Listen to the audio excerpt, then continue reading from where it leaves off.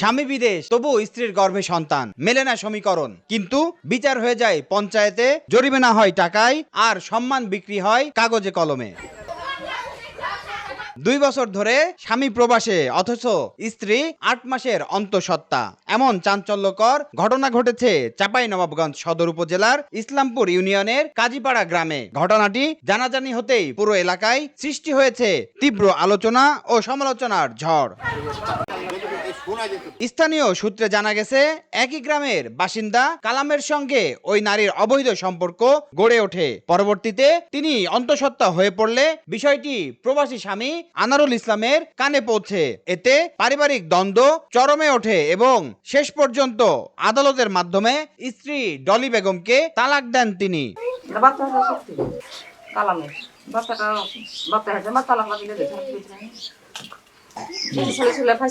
বাচ্চাদের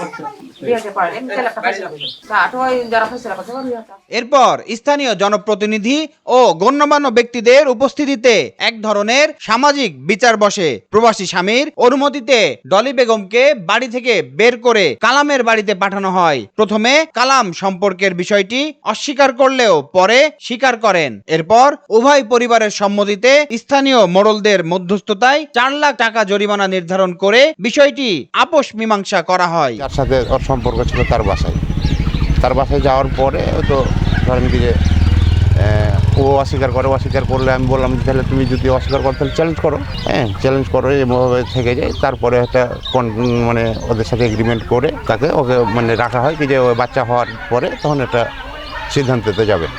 তারপরে বাচ্চা হয়েছে, ডেলিভারি হয়ে গেছে, তারপরে যে একটা কি কম্প্রোমাইজ হয়েছে এটা আমার জানা নেই।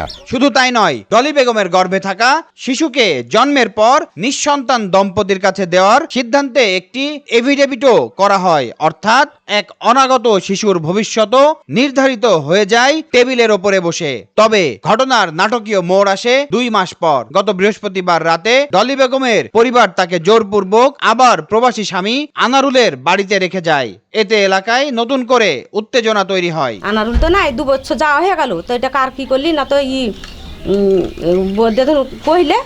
কইছে কালামের প্যাট, তো কালামের প্যাট তো আনারুল তো কার লিবে না, তো তুই ওইখানে চল যা। নিম্বারকে কইলে, নিম্বা তো মোবাইলে কইলে ভাইয়াকে মোবাইল করলে, ভাইয়া তখন কইলে যে আমি লিব না, ওকে বাড়ি হলে বাইর করে দিন। ঘটনা ঘটেছে, ধরলেন কি আমরা 5টা মানুষ ডেকে ধরলেন কি বাইর করে দিলাম। তারপরে হয়তো বাচ্চা হইলো, হয়তো ওরা বাচ্চার কি করলে না করলে আল্লাহ ভালো জানে, এটা দেখার বিষয় আমার এখানে। এই যে তারপরে ধরলেন কি আজকে রাত্রে ধাক্কা মাক্কা দিয়ে দরজাতে ভরে থেকে চলে গেছে বাড়িতে। কি সমস্যা, কার সাথে ধরে ঘটনা ঘটলো, তখন একটা ছেলের নাম করলো, ওই ছেলের বাড়িতে গেল, ওই ছেলের বাড়িতে থাকলো, 5-6 দিন থাকলো। থাকার পরে আবার চলে গেল নিয়ে ওর বাপের বাড়িতে থাকলো। ওর বাপের বাড়ি থেকে ফের আবার ছেলের বাড়িতে আইলো। মানে এগুলো আমরা পড়োশি হিসাবে দেখতে পাচ্ছি আর কি। এটা এই ঘটনায় প্রবাসী আনারুলের ছেলে তুষার আলী বাদী হয়ে চাঁপাইনবাবগঞ্জ সদর মডেল থানায় লিখিত অভিযোগ দায়ের করেছেন। এ বিষয়ে থানার ভারপ্রাপ্ত কর্মকর্তা নূরে আলম জানান, অভিযোগের ভিত্তিতে আইনগত ব্যবস্থা গ্রহণ করা হবে। অভিযোগ পেয়েছি যেহেতু বিষয়টা দেওয়ানির বিষয়ের সঙ্গে সংশ্লিষ্টতা বিষয়, ঠিক আছে, জনের সঙ্গে দেখা হয়েছে। যদি কোর্টের বিষয় হয়, বিজ্ঞ নারী শিশু আদালত আছে, সেখানে ব্যবস্থা নেবে। আচ্ছা, এটা কি আপনি মামলা হিসেবে রেকর্ড করবেন কিনা? আসলে যদি কমিউনিটি থাকে সেই হিসাবে অবশ্যই করব। গ্রামের বিচার, টাকার জরিমানা, কাগজে সন্তানের ভাগ্য সবই হলো, তাহলে আইন, নৈতিকতা আর মানবিকতার জায়গা কি এখন শুধুই গল্পের বইয়ে? Aminul Islam, Asian television.